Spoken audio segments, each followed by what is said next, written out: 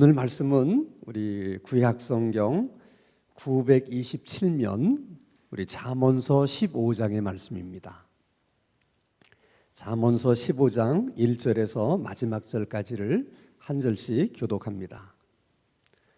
927면 잠언서 15장 1절에서 33절까지의 말씀입니다. 유순한 대답은 분노를 쉬게 하여도 과격한 말은 노를 격동하느니라.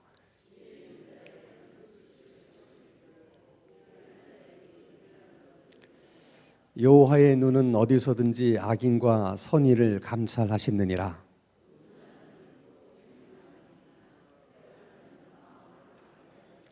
아비의 훈계를 업신여기는 자는 미련한 자요 경계를 받는 자는 슬기를 얻을 자니라.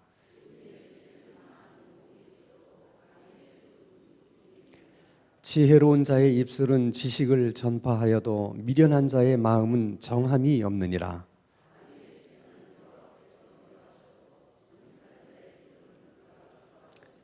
악인의 길은 여호와께서 미워하셔도 공의를 따라가는 자는 그가 사랑하시느니라.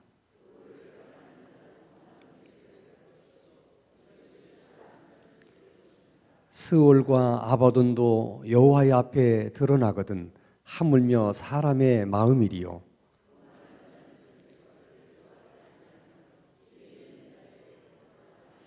마음이 즐거움은 얼굴을 빛나게 하여도 마음의 근심은 심령을 상하게 하느니라.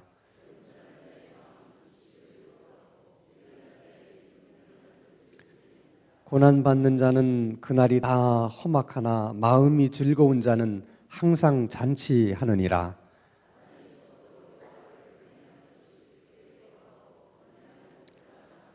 채소를 먹으며 서로 사랑하는 것이 살진 소를 먹으며 서로 미워하는 것보다 나으니라.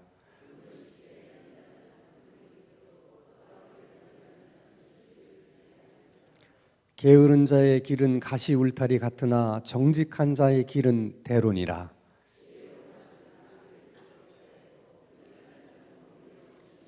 무지한 자는 미련한 것을 즐겨하여도 명철한 자는 그 길을 바르게 하느니라.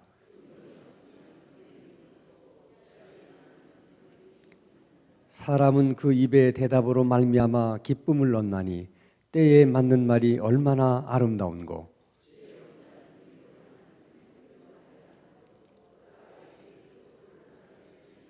여호와는 교만한 자의 집을 허시며 과부의 지계를 정하시느니라. 이익을 탐하는 자는 자기 집을 해롭게 하나 뇌물을 싫어하는 자는 살게 되느니라.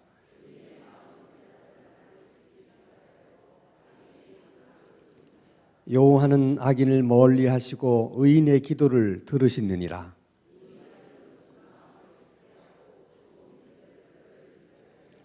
생명의 경계를 듣는 귀는 지혜로운 자 가운데에 있느니라.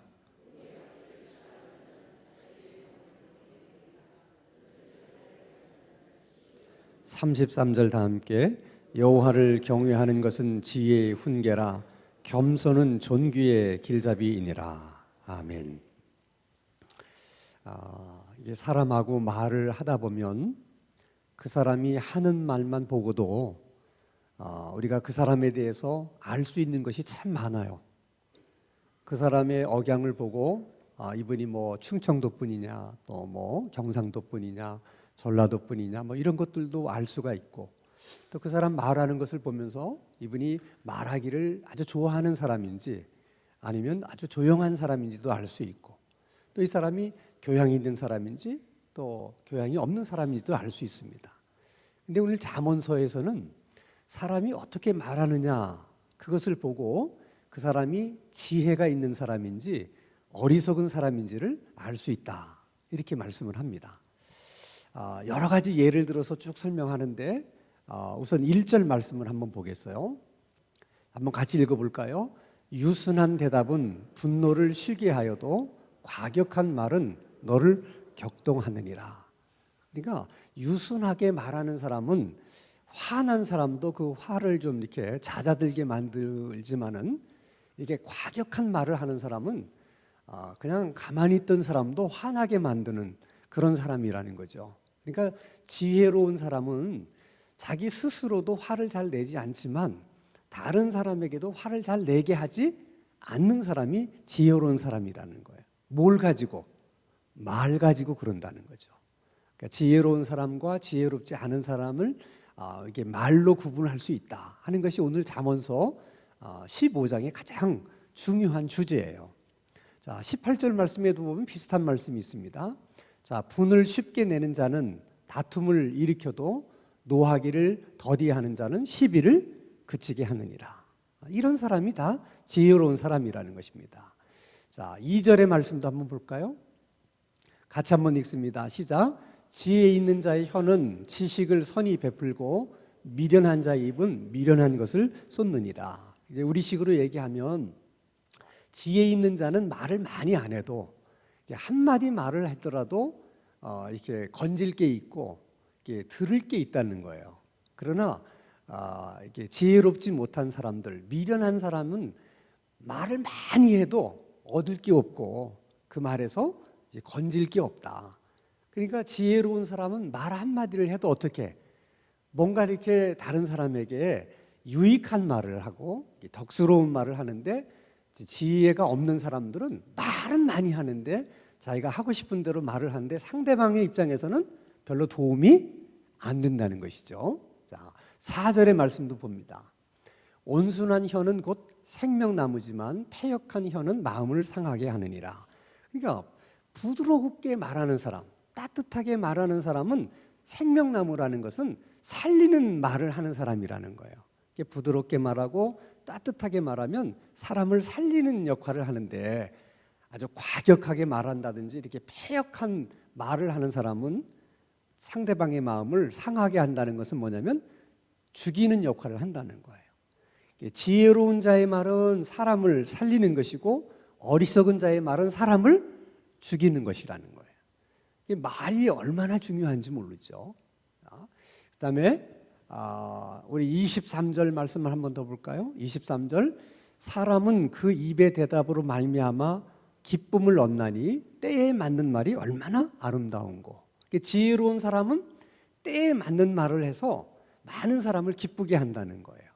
어리석은 사람은 때에 맞는 말을 하는 게 아니라 때에 안 맞는 말을 해가지고 우리가 하는 얘기로 남의 다리 긁는 소리를 해가지고 분위기를 오히려 깨트리는 역할을 한다는 것이죠. 그러니까 여러분, 말을 어떻게 하느냐에 따라서 참 이분은 지혜로운 사람이다, 이 사람은 참 미련한 사람이다, 이런 것이 다 말하는 것을 통해서 나타난다는 거예요. 28절 말씀에도 보면 의인의 마음은 대답할 말을 깊이 생각하여도 악인의 입은 악을 쏟느니라. 그러니까 지혜로운 사람은 말할 때 그냥 막 말하지 않고 어떻게 한 번쯤 생각해보고 말한다는 거죠. 내가 이 말을 하고 난 다음에는 어떻게 될까? 이렇게 생각하고 말하는 사람은 지혜로운 사람이고, 그냥 자기가 생각나는 대로 하고 싶은 대로 막 그냥 말을 하는 사람은 그것은 어리석은 사람이다. 이것이 지금 잠언서 15장에서 우리들에게 이제 이야기하는 말씀입니다. 자, 그러면 지혜로운 사람은 자신이 화를 잘 내지도 않지만은 더 중요한 것은 다른 사람들을 화나게 하지 않는다 하는 것이 중요해요. 우리의 감정에는 이제 우리들에게 도움이 되는 플러스 감정이 있고, 우리에게 이렇게 도움이 되지 않고 오히려 우리들에게 안 좋은 영향을 끼치는 마이너스 감정이라는 게 있어요. 마이너스 감정은 슬픔이라든지 또는 뭐 애통한다든지 시기한다든지 또 뭐 미워한다든지 이런 것들이 다 마이너스 감정입니다. 그러니까 사람은 마이너스 감정을 너무 오래 갖고 있으면 병이 생겨요. 우리 몸에는 우리 몸을 좋게 하는 플러스 감정을 많이 가져야 돼요. 근데 마이너스 감정 중에서 가장 에너지가 강한 감정이 분노입니다. 화를 내는 거예요. 그러니까 여러분, 분노라고 하는 것은 사실 아무짝에도 쓸모가 없어요. 예를 들면 이게 마이너스 중에서도 가장 에너지가 강하기 때문에 화를 잘 내는 사람은 이게 잘 얹혀요. 예? 여러분도 알지만 화가 난 다음에 밥을 먹으면 소화가 되어져 안 돼요? 안 되죠. 이게 분노가 자율신경계를 이렇게 혼란시켜가지고 잘 안 돼. 근데 화를 자주 내는 사람이 자주 걸리는 병이 뭐냐면 위궤양이야. 이게 속이 소화가 잘 안 돼서 그러는 거죠. 또 이게 화를 잘 내는 사람들 가운데 이제 풍을 맞는 사람도 많아요. 그러니까 이러는 거죠. 이렇게. 그러니까 이제 화를 내지만 않았으면 괜찮은데 이게 화를 내다가 이제 이렇게 되는 거죠. 그래서 이 분노의 문제라고 하는 것은 이게 예수 믿는 사람이나 뭐 안 믿는 사람에게나 다 문제가 되는 거예요. 예수 믿는 사람도 이 분노에서 이 자유하기가 쉽지가 않아요. 자, 그런데 참 재밌는 것은 이제 예수를 안 믿는 사람에게도 이 분노라는 것이 이게 큰 문제가 된다. 예를 들면 이제 우리들이 이제 그 병에 걸리는 경우도 가만히 살펴보면은 대부분 이제 바이러스 때문에 이제 이렇게 병에 걸리잖아요. 지금도 뭐 우한 폐렴도 이제 한참 문제가 되는데 그 내과를 전공한 의사들의 얘기를 들어보니까 그렇게 우리가 염려하거나 걱정할 일이 또 아니래요. 그래서 왜 그러냐 그랬더니 우리 안에 면역력이 강한 사람은 이제 이렇게 그런 폐렴이 들어오더라도 이게 면역균이 그것을 다 이렇게 물리칠 수가 있고 우리가 그것을 이겨낼 수 있는 그 저항력이 생기기 때문에 괜찮다는 거야.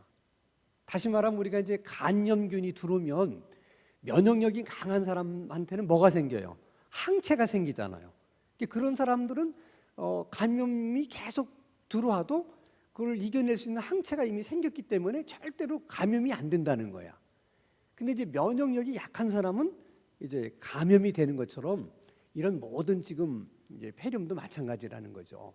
근데 이제 우리 스스로가 이제 면역력이 없으면 이제 그 병에 지게 되는데 그때 이제 의사가 처방하는 게 뭐냐면 그 바이러스를 죽이거나 우리 면역력보다 더 약하게 만들기 위해서 이제 약을 쓰거나 이제 뭐 방사능 치료를 하는 거죠.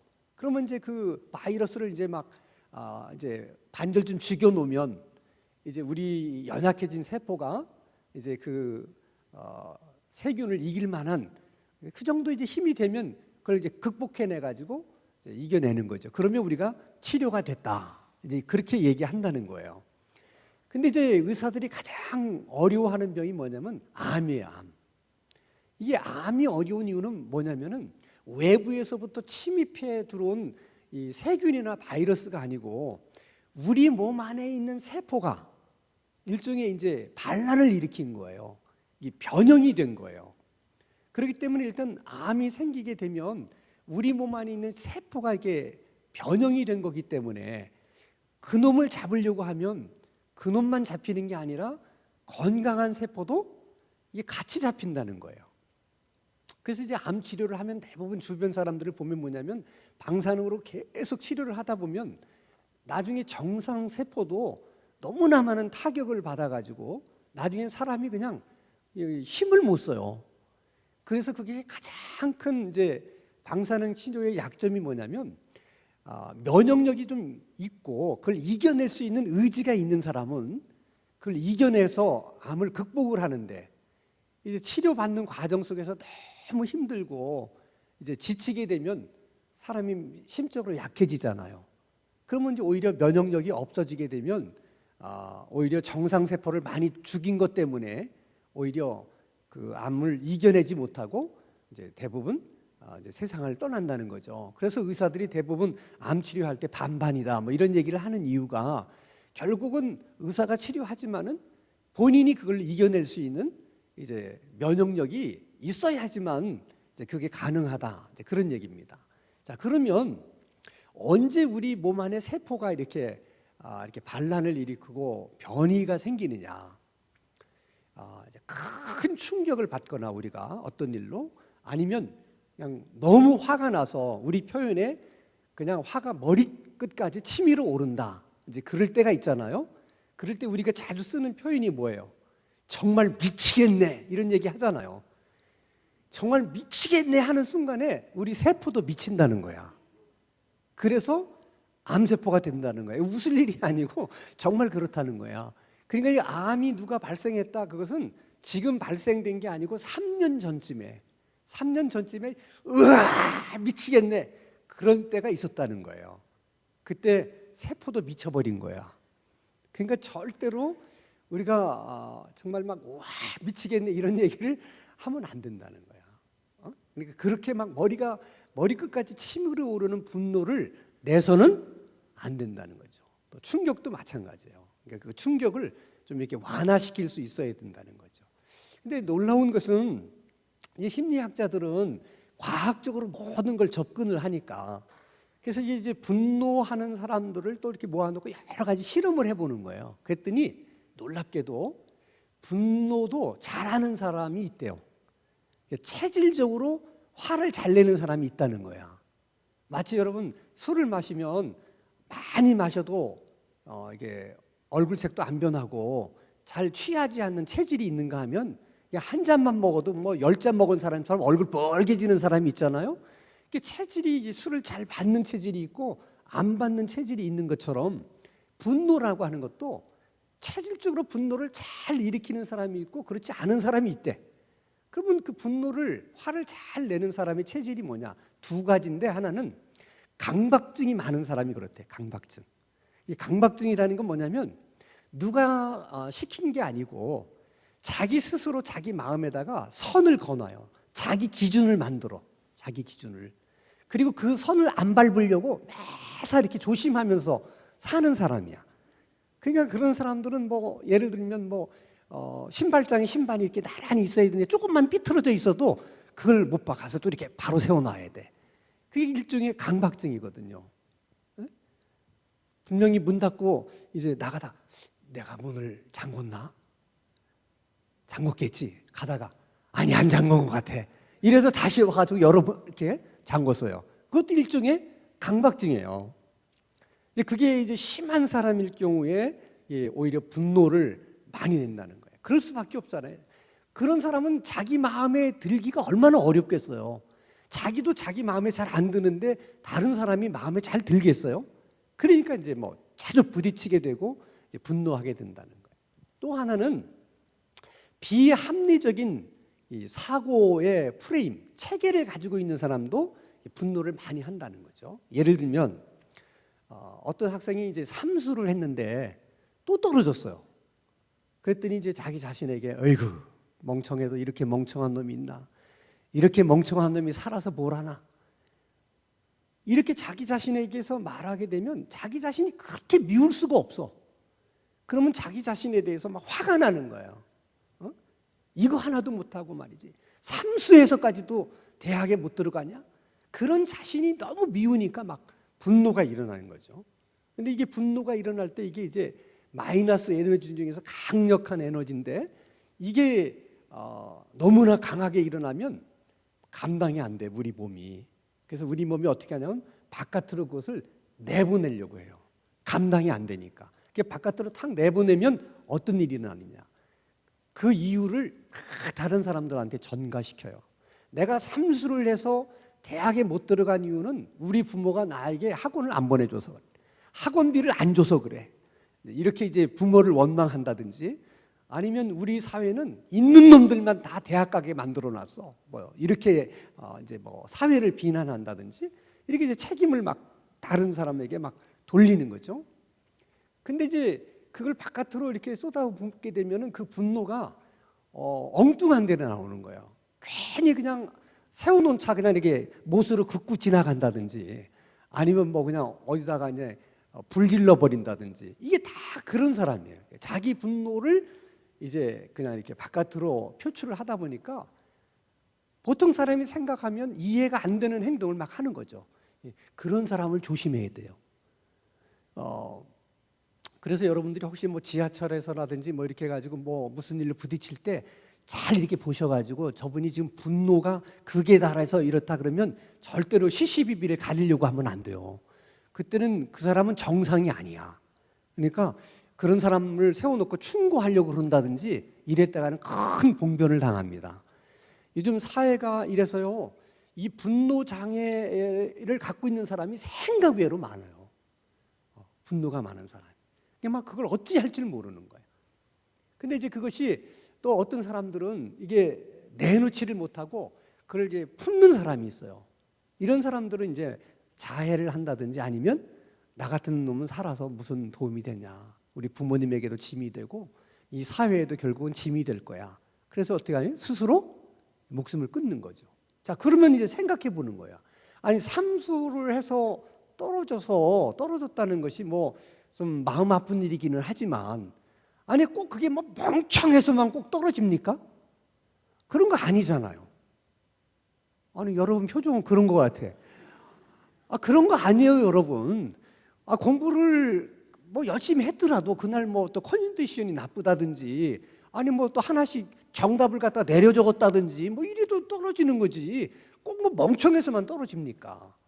아니, 그리고 뭐 삼수에서 대학 못 가면 뭐 그게 죽을 일이에요, 정말?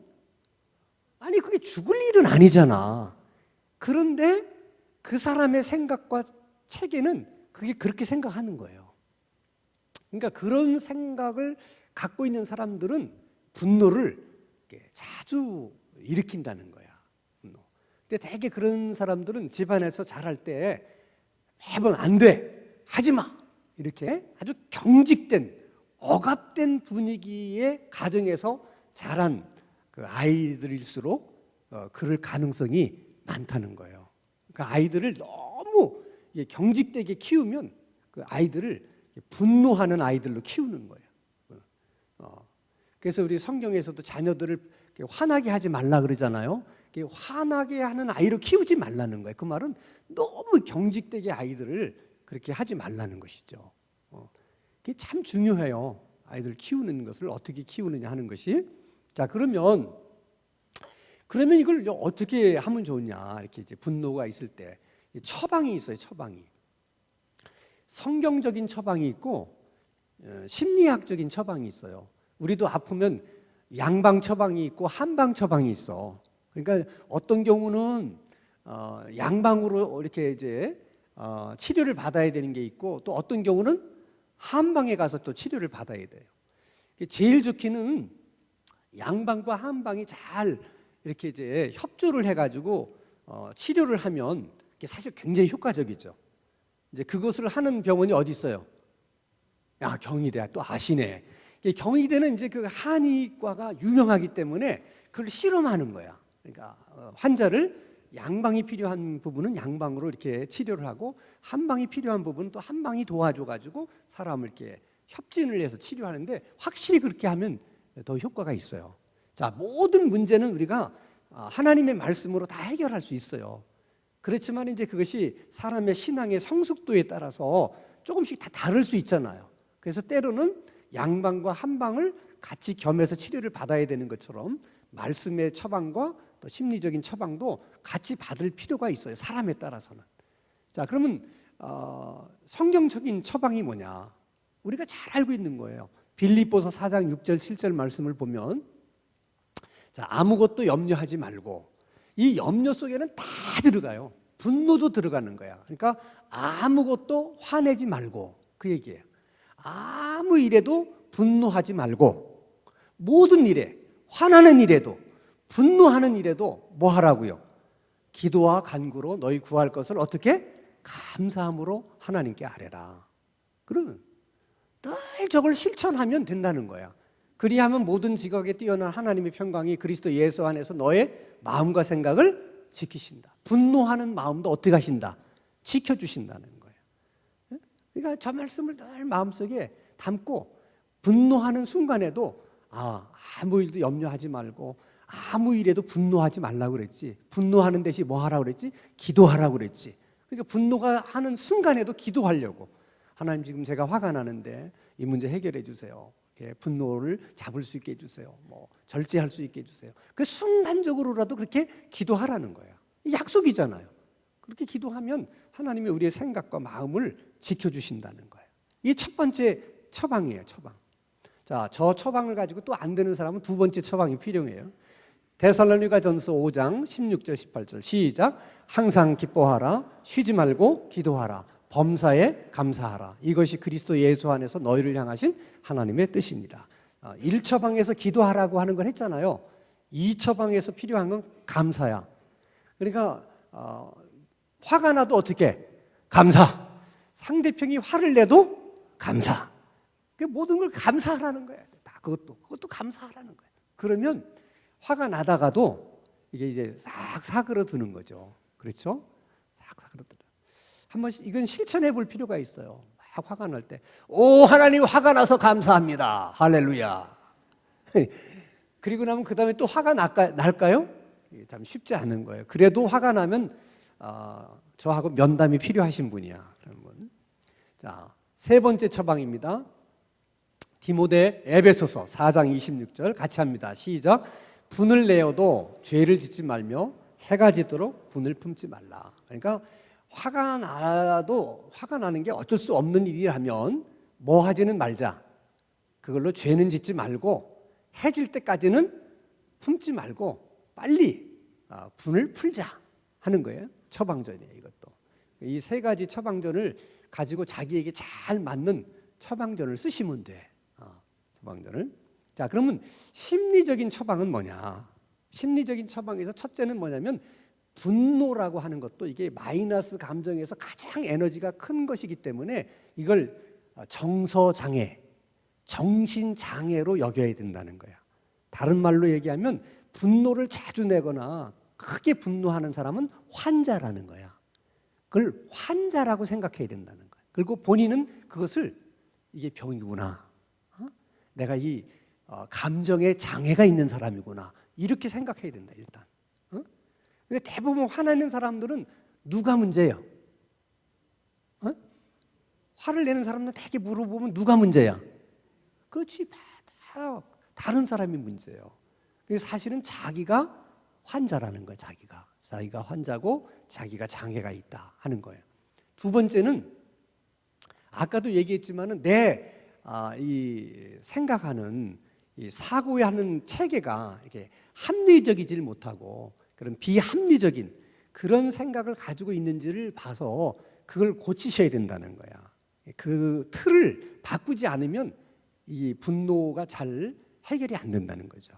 꼭 그럴 필요가 없는 거를 우리는 매여서 사는 경우가 있어요.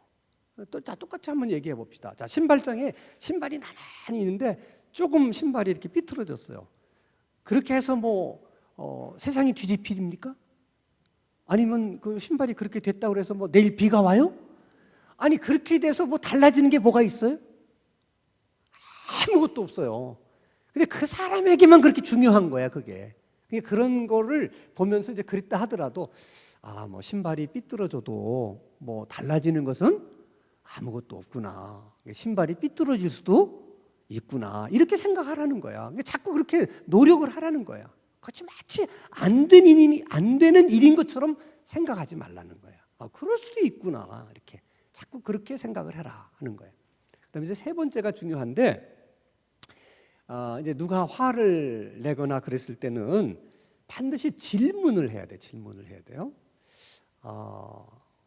왜 이렇게 화가 나셨어요?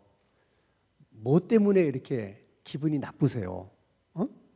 혹시 제가 잘못한 것이라도 있나요? 꼭 질문을 하라는 거야. 그러면 화난 사람은 질문을 했기 때문에 뭐를 해야 돼? 답변을 해야 돼요. 답변을 하려면 생각을 해야 돼. 생각하는 동안에 짧은 시간이지만은 왜 자기가 화를 내는지를 객관적으로 돌아보게 된대요. 그래서 질문이 참 중요한 거야. 예를 들어서 무슨 일로 그렇게 화가 나셨어요? 그래, 내가 뭐 때문에 화가 난 거지? 이렇게 한번 생각해야 되잖아요. 그때 이제 화를 내고 있는 자기 모습을 객관적으로 한번 본다는 거야. 짧은 순간에. 그러면 이 화를 내는 거를 좀 이제 강도가 좀 떨어질 수 있다는 거죠. 게다가 혹시 제가 뭘 잘못한 게 있나요? 그러면 막 나에 대해서 뭐라고 얘기하잖아요. 아유, 그러시구나. 그래서 화를 내셨구나. 아유, 죄송해요. 제가 잘못했어요. 이 말 한마디면 그냥 화가 푹 떨어진다는 거야. 그게 굉장히 중요한 처방이에요. 화를 내는 사람한테는 어떻게 하라? 꼭 질문을 해라. 잊지 마세요. 질문을 하셔야 돼요. 근데 질문할 때 항상 말이라는 것은 어하고 아가 다르잖아요. 그러니까 이게 차분하게 무슨 일로 그렇게 화가 나셨어요? 이래야지 막 그걸 이제 거칠은 말로 이렇게 얘기하면은 사람을 어떻게 더 막 화를 북돋우잖아요. 그래서 네 번째 처방 중에 하나가 뭐냐면, 그래서 평소에 이 언어를 사용하는데 거친 말, 과격한 말을 될 수 쓰지 말고 품이 있는 말을 평소에 많이 써야 된다는 거야. 근데 이 거친 말에 익숙해져 있으면 이제 세 번째 처방을 써야 되겠지. 그러면 무슨 일로 화가 나셨어요? 그 얘기를 뭐 때문에 화를 이렇게 내는 거야 도대체? 이런 식으로 얘기를 하게 된다는 거야. 그러면 질문의 의도는 좋은데 화를 더 돋구잖아 이게는. 그러면 안 된다는. 그러면 말하면서 더 화가 나는 거야. 그래서 평소에 언어 생활이 참 중요하다는 거예요. 중요하다는 거예요. 근데 너무 도가 또 지나친 사람이 있어요. 제가 이제 잘 알았던, 친하게 지냈던 이제 이렇게 친구라고 하기는 어렵고 이렇게 가까이 지냈던 사람이 있어요. 근데 그분은 생긴 것도 이조 시대 사람처럼 생겼어. 근데 자기 부인한테도 이렇게 전화할 때도 이렇게 들어보면, 부인께서 그렇게 하셨나요? 또 그러신지요? 이거 얼마나 웃겨요. 난 누구한테 그러냐? 자기 아내한테 그런데. 그리고 꼭 우리 사극 같은 데를 보면은 왜 양반들이 그렇게 얘기하잖아요. 근데 꼭 그분이 그렇게 해. 그래서 내가 물어봤어요. 집에서도 이렇게 존댓말을 하냐니까 서로가 이렇게 존댓말을 한대. 그래서 내가 평소에 이제 존댓말을 하면 이게 관계는 좋지만은 이게 좀 뭐라 그럴까, 이렇게 좀 가깝고 이렇게 좀 연애 감정이라든지 그런 게 드냐, 하셨는지요? 이렇게 물어보면 그런 감정이 드냐 내가 물어봤어. 근데 그건 자기도 잘 모르겠대. 근데 그거는 좀 도가 좀 지나친 경우지만은 어쨌든 평소에 이렇게 너무 욕하는 거라든지 이렇게 거친 말 이런 것들은 좀 사용하지 말자. 그리고 이제 마지막 다섯 번째 또 처방이 중요해요. 화가 난 그 장소에서는 어떤 사람도 화를 절제하기가 어렵대요. 여러 연구를 통해서 이제 발견한 거예요. 그러니까 아무리 부처님 같은 분도 화가 나는 현장에서 치밀어 오르는 화를 누르고 절제한다는 것은 정말 웬만한 내공이 아니면 안 된다는 거예요. 그거는. 그러니까 그거와 싸우려고 하지 말라는 거야. 내가 이 화내는 환경 속에서도 나는 나를 컨트롤할 수 있고 나는 화를 내지 않을 수 있어. 이런 생각을 가지고 맞붙어 싸우지 말라는 거야. 대부분 안 된다는 거야, 그게. 처음에는 이제 자기 의지를 가지고 이제 참는데 상대방에서 자기 의지를 존중해 주면 좋은데 그 의지를 아주 무시하고 또 이렇게 얘기를 하면 또 한 번 참고 그러다가 보면은 자기 의지력이 바닥나는 거야. 그러면 그때는 뭐야? 남는 게 뭐밖에 없어? 자기 감정밖에 없는 거예요. 그러니까 이제 다시 화를 내게 되는 거죠. 그래서 정말 중요한 자리에서 이렇게 화가 나면 그 자리를 피하라는 거야. 피하라는 거야. 어떤 핑계를 대서라도 피하라는 거야. 그래서 3분만 피해 있으면 대부분의 문제는 해결된다는 거야. 이건 처방전을 가르쳐줘도 안 쓰는 사람한테는 백약이 무효야. 써봐야 돼. 자, 화가 났다. 3분 자리를 피하라는 처방전이 있었지. 그럼 어떻게 돼? 내가 지금 화장실이 급한데 내가 화장실 갔다 온 다음에 다시 봅시다. 그리고 화장실에 가서 몇 분? 3분 있다 다시 나오라는 거야. 3분 있다가. 그냥 무슨 핑계를 대서라도 그 자리를 피하라는 거야. 3분. 조금 있다 얘기합시다. 이렇게 얘기하네요. 물 한 잔 먹고 얘기합시다. 이런다든지. 그게 아주 지혜로운 방법이라는 거예요. 그리고 항상 우리가 오늘 잠언서 15장 28절에도 말씀을 하셨지만은 반드시 말할 때는 한 번 좀 깊이 생각하고 말을 해. 이 말을 하고 난 다음에 어떻게 될까? 이거 하지 않고 자기가 하고 싶은 대로 말을 다 하면 꼭 후회를 하게 돼요. 그리고 후회를 하지 않으면 사람을 잃게 됩니다. 그러니까 여러분 가장 어리석은 사람 중에 하나가 뭐냐면 사람을 잃어버리는 거예요. 사람 하나를 얻는 게 얼마나 소중한지를 알아야 돼. 너무 사람을 쉽게 잃어버리는 것은 우리 삶을 정말 어리석게 사는 거예요. 다 할 수 있으면 나를 돕는 사람, 나에게 힘이 되는 사람, 나를 지지해 주는 사람, 이런 사람으로 만들어야지. 그렇지 않아도 그런 사람이 많지 않은 판에 사람을 내쳐서 사람을 잃어버리게 해서는 안 된다는 거지. 근데 그게 다 어디에 달려 있어요? 우리 말에 달려 있다는 거예요. 말에.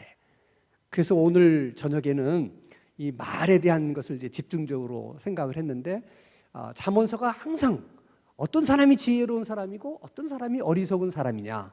오늘은 주제가 뭐예요? 말이죠. 지혜로운 사람은 화를 잘 내지도 않지만은 상대방을 화나게 하지 않는 사람이 지혜로운 사람이고, 어리석은 사람은 자기 자신도 화를 잘 내지면 다른 사람도 화를 잘 내게 만드는 사람이 어리석은 사람이라는 거죠. 그래서 하나님, 지금까지 우리가 살아오면서 잘못 산 것도 많고 사실 뭐 반성할 부분이 많잖아요. 그렇지만 또 이렇게 말씀을 들었으니까, 또 하나님이 필요해서 이 말씀을 우리에게 주셨으니까 똑같은 삶을 되풀이하지 않도록 하나님 오늘 밤에는 우리들에게 은혜를 주셔서 적어도 언어 생활에 있어서만큼은 지혜로운 사람이 되게 해 주십시오. 우리가 말하면 할 수 있으면 죽이는 말 하지 말고, 다른 사람 마음을 상하게 하는 말 하지 말고, 할 수 있으면 살리는 말을 하고, 우리가 말을 적게 해도 상대방이 우리 말을 들으면 뭔가 얻을 게 있고 거기서 뭔가 새롭게 깨닫는 그런 말을 할 수 있는 그런 지혜로운 자들이 되게 해 주십시오. 그렇게 이제 기도할 수 있기를 바랍니다.